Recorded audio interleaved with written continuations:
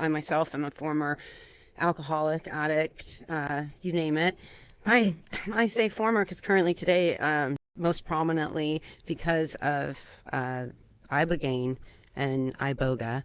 Ibogaine, the compound comes from the iboga plant, from the Bwiti tribe in Gabon, Africa. So we owe a nod to, number one, our earth, our creator and our earth, for the power of this plant. And we owe a major nod to the Bwiti tribe and their people and Gabon for sharing their wisdom and their knowledge of this plant that seems to be of a different technology than us, with us as Westerners. I think I heard you say in a previous interview, the word iboga actually translates loosely, one of you, from God or something to that degree?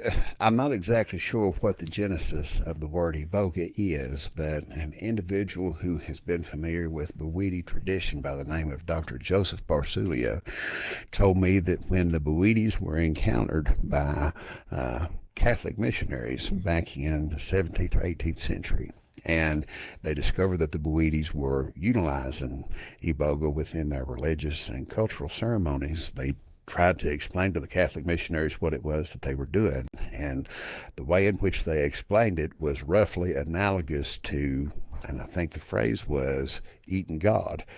Just as the Catholics take communion, subscribe to transubstantiation, which is the body of Christ becoming real upon the ingestion of the communion rite, the Bwitis drew that analogy so that the Catholics would understand that this was their version of that. Wow. So here we have this beautiful translation from the Bwiti tribe, that knows this medicine more intimately than any other tribe or tradition or indigenous population in the world, translating it as eating God, as a rite of a communion for their people and what it does for the advancement of their souls. And we have it wrongfully scheduled as a Schedule I controlled substance in the United States. Yeah, that's the same as LSD. I mean, they want us to believe this is a psychedelic that back in the 60s and 70s, people were taking too much, dying from all the crazy things, using it for recreational use, losing their minds.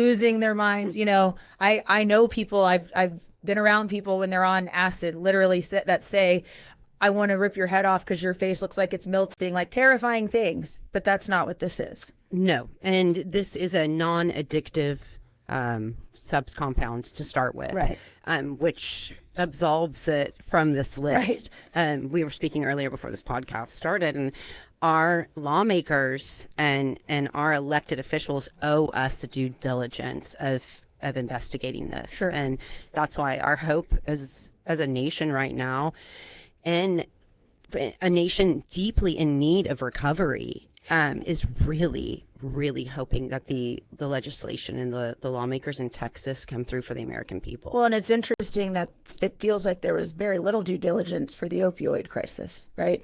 Everybody was getting OxyContin, and they turned a blind eye to what it really did, which was physically force. You were addicted at basically first ingestion, whether you wanted to be or not. You really thought you were just taking a painkiller. The interesting thing is there's just this power of a signature at the bottom of the prescription pad. Mm-hmm. And we are lacking that for ibogaine as a compound. And it's not crazy to me. It's the power that we put in our medical industry. And to be honest, it should be there.